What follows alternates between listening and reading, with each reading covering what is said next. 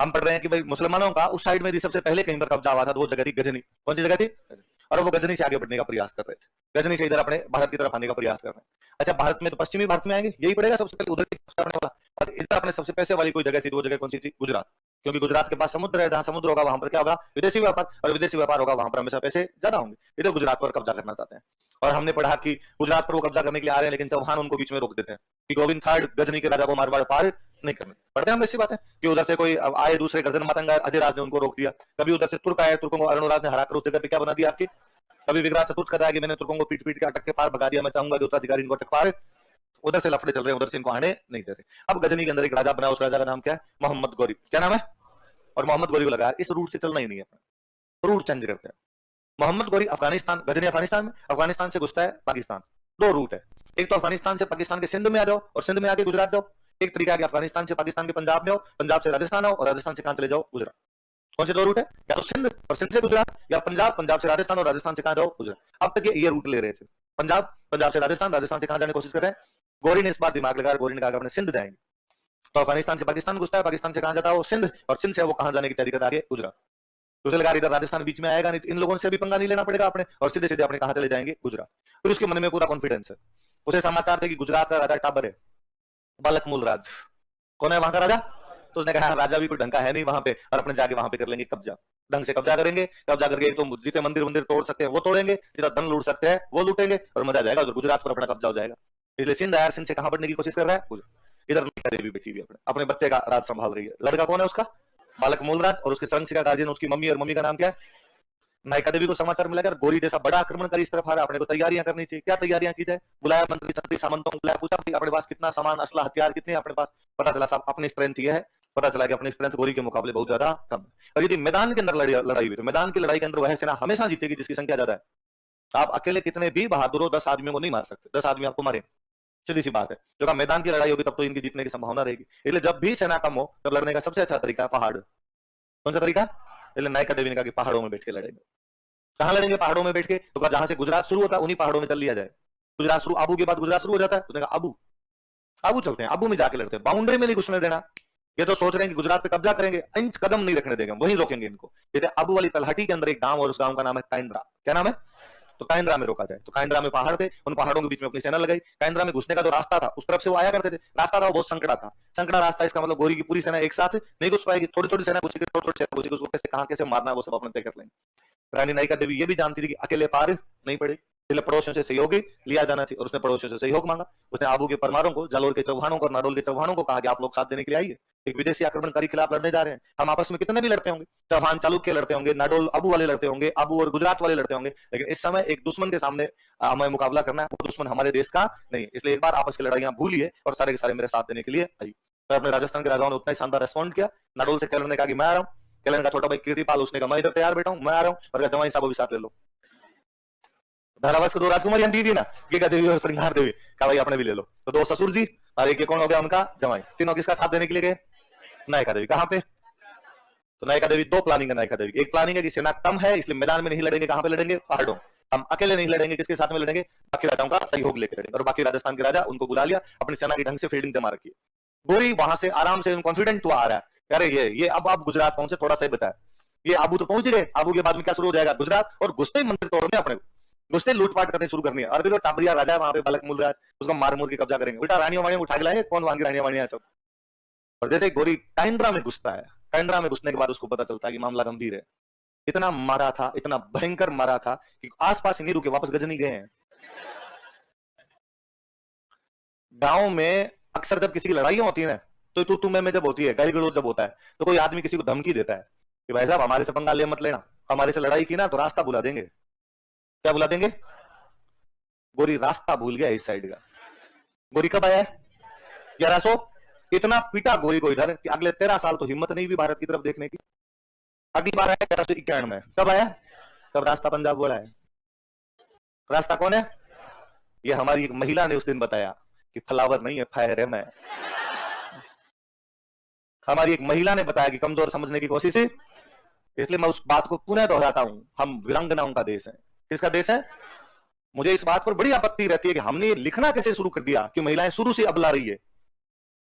इसको कैसे लिखा जा सकता है? कि हमारी महिलाएं तो शुरू से अबला रही है। फिर वो इंग्लिश वाली कहावत है, as you think so you become, जैसा आप सोचते हैं वैसा आप बनते हैं। अब लड़कियों ने सोचना ही शुरू कर दिया कि हम लाई हैं, अबला है, बेचारी है, तो बाद में खुद को फील होने लग जाता है, खुद वैसा ही समझने लग जाते हो कि हम अबला हैं। कितने कितने उदाहरण पड़े हैं। हमारी एक रानी तनिक विचलित नहीं होती है, उसके दिमाग में एक बार ऐसा नहीं आया कि टाबर छोटा है, पति मेरे है नहीं, कैसे लड़ूंगी, मेरी सेना कम है, मैं सरेंडर कर देती हूं, मैं भाग जाती हूं बेटे के लिए। नहीं, हम लड़ेंगे, हम गुजरात के बाहर जाके लड़ेंगे, हमारी सीमा पर लड़ेंगे, पड़ोसियों का सहयोग लेकर लड़ेंगे। और रानी चतुर है इसलिए शासन संभालती है, रानी योद्धा है इसलिए खुद लड़ने के लिए आगे, रानी चतुर, रानी रणनीति बनाने में माहिर है इसलिए पहाड़ों में लड़ती है, रानी संगठन निर्माता है इसलिए सबको इकट्ठा कर लेती है। एक महिला में इतने गुण और कहां पाते हैं आप? विडंबना देख के इस नायिका देवी को हम तब तक नहीं जानते जब तक इतिहास की किताबें नहीं पढ़ते। इस नायिका देवी को हम तब तक नहीं जानते जब तक हम कंपटीशन की तैयारियां नहीं करते। नायिका देवी भारत के घर घर में पूजी जानी चाहिए। हमारे इतिहासकारों ने हमारा क्या क्या खाया है हम समझ नहीं सकते। अक्सर भारत में कहा जाता है कि हमें नेता ले डूबे, कि हमारे नेताओं ने सब कुछ बर्बाद कर दिया। नहीं, नेता भले आदमी है, पिछले 70 साल में नेताओं ने खूब विकास किया। आज जो कुछ विकास देख रहे हो नेताओं के कारण। हो सकता है उन्होंने कम प्रयास किए होंगे, पर जितने किए उनकी वजह से आज हम बहुत अच्छी जिंदगी जी रहे हैं। आज हमारी डेमोक्रेसी जिंदा है, सब कुछ भारत में अच्छा है। नेता अब वाले अच्छे हैं, पीछे वाले और अच्छे रहेंगे, आगे आने वाले और अच्छे नेता आएंगे। नेताओं ने कभी बर्बाद नहीं किया, हमारे देश को बर्बाद इतिहासकारों ने किया है।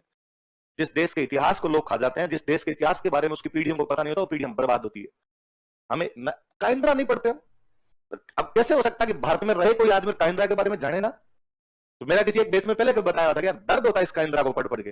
क्या काइंद्रा के बारे में कितनी बातें हैं, कितनी बातें की जा सकती थी, कितना लोगों को बताया जा सकता था, क्या मोटिवेशन मिलता उस काइंद्रा से, विदेशी आक्रमणकारियों को हमने क्या क्या दिखाया था, वो सब पता चलता है।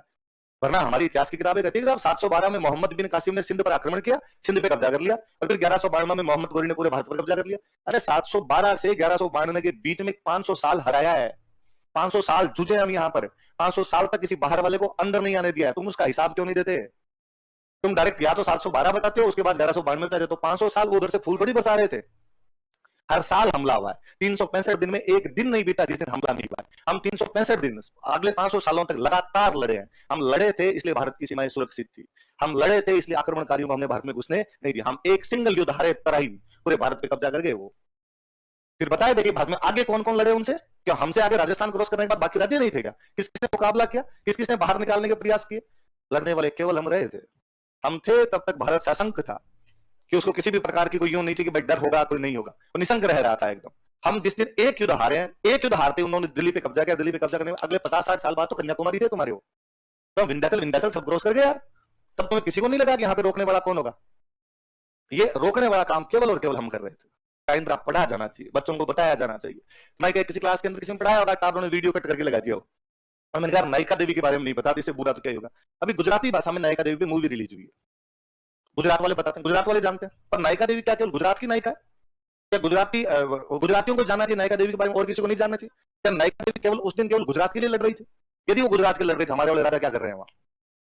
इसका मतलब उनके दिमाग में एक थियरी है, उनके दिमाग में एक सिद्धांत है कि भारत एक देश है, इसमें अलग अलग हम कितने ही लड़े, लेकिन इस पर जब कोई हमला करेगा हम सारे लड़ने के लिए जाएंगे। ये थियरी जब बताई जाए बच्चों को तो उनके समझ में आए कि भारत 1947 में नहीं बनाया, भारत पुराना है। तो आके हर कोई इतिहासकार आके इस प्रकार की बकवास करके चला जाता है। देश की अवधारणा तो तुम्हारे 47 में आई थी, उससे पहले तुम्हारा देश तो था ही नहीं। यदि हमारा देश नहीं था तो वो बाजीराव, वो विगराज क्यों उस अटक से कटक की बात कर रहे हैं? उन्होंने एक बार भी नहीं कहा कि हम अफगानिस्तान पे कब्जा करेंगे, हम ईरान पे कब्जा करेंगे, हम मध्य एशिया पे कब्जा करेंगे। वो बार बार कह रहे थे हम कहां से कहां तक रहेंगे। क्यों हमारे राजा वहीं पे इनको रोकना चाहते हैं? वो नहीं कह रहे ना कि कानपुर आने तो कानपुर में रोक लेंगे, वहीं क्यों रोकना है इनको, उसी के पास क्यों रोकना है? क्योंकि देश है, क्योंकि देश की अवधारणा है। तो ये कोई लफाजी के अलावा कुछ नहीं है जो बकवास कई सालों से सिखाई गई कि साहब ये भारत नाम का देश तो बाद में अंग्रेजों ने आगे बनाया था, उससे पहले भारत नाम की तो कोई चीज भी नहीं हुआ करती थी। हाँ थे, आपस के अंदर लड़ा करते थे सारे साम्राज्य में, उन सारे साम्राज्यों में लड़ाइयां हुई, पर एक जो अनकॉन्शियस माइंड के अंदर आपकी एक चीज होती है नहीं ये वहां तक, हमारा वहां तक, वहां के उधर वाले लोग अलग, इधर वाले लोग अलग। और वैसे सिंपल सी बात है, उस समय ज्योग्राफिकल बाउंड्रीज नहीं हुआ करती थी, कल्चरल बाउंड्रीज थी। जहां तक आपकी कल्चर वो आपका देश, जहां से कल्चर चेंज वो देश आपका, कल्चरल बाउंड्री हमारी वहां तक हुआ करती। तो गुजराती में अभी कोई इनकी मूवी रिलीज हुई, तो वो कोई वीडियो या तो पहुंच गया होगा उनके पास या किसी ने बताया होगा। तो मुझे इस मूवी के प्रोड्यूसर का फोन आया, उसने कहा यार तेरा एक वीडियो ऐसा वायरल हुआ था और तू उसमें कह रहा है कि यार नायिका देवी के बारे में जानते नहीं। यार मैंने मूवी बनाई है और मैं चाहता हूँ कि नायिका देवी के बारे में जाने। तो सर कौन सी भाषा में बनाई आपने? तो गुजराती में बनाई। फिर मैं वही लपटा, गुजराती में तो केवल कौन देखेंगे, गुजरात तो जानता ही है, गुजरात में फिर भी लोग जानते हैं नायिका देवी के बारे में, पर नायिका देवी गुजरात की नायिका नहीं है, नायिका देवी सबकी नायिका। नायिका देवी के बारे में सबको जानना चाहिए। मैं अक्सर बताता हूँ, मैंने पाकिस्तान का एक वीडियो देखा था कई दिन पहले, उस पाकिस्तान वाले वीडियो के अंदर हिस्ट्री की कोई डिबेट हो रही, और हिस्ट्री की डिबेट के अंदर दो इतिहासकार बैठे, एक एंकर बैठी है, 3-4 महिलाएं बिठा रखी है, महिला पुरुष 3-4 मतलब जनता बिठा रखी है। वो हिस्टोरियन जो है वो उस एंकर से पूछते हैं कि आज हम किस बात पे डिबेट करेंगे। वो एंकर कहती है कि आज हम डिबेट करेंगे मोहम्मद गोरी पर। किस पर करेंगे?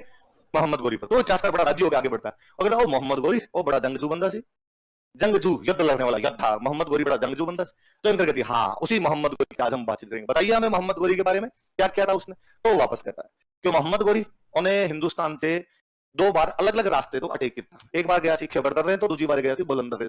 अफगानिस्तान से जब इंडिया में घुसते हैं 2 दर्रे हैं, 2 पास हैं, एक बार एक पास उसका नाम है खैबर, एक बार एक पास उसका नाम है बुलंद। तो पहली बार वो खैबर दर्रे तो गया, उन्हें पाकिस्तान से सिंध से कब्जा किया, सिंध से आगे वो गुजरात गया। तो गुजरात से उस दिन एक रानी होंगी थी जिसका नाम थी नायिका देवी। तो नायिका देवी ने गोरी को हरा था। मुझे लगा पाकिस्तान का इतिहासकार जानता है कि नायिका देवी ने गोरी को पीटा है, बहुत ढंग से पीटा है। ये और शर्मिंदगी की बात है कि हमारे इतिहासकारों ने नहीं पढ़ाया। फिर कोई कह देता नहीं सर इतिहास की किताब में लिखा हुआ है, क्या पर ये उसी प्रकार से लिखा हुआ जैसे लिखा जाना चाहिए?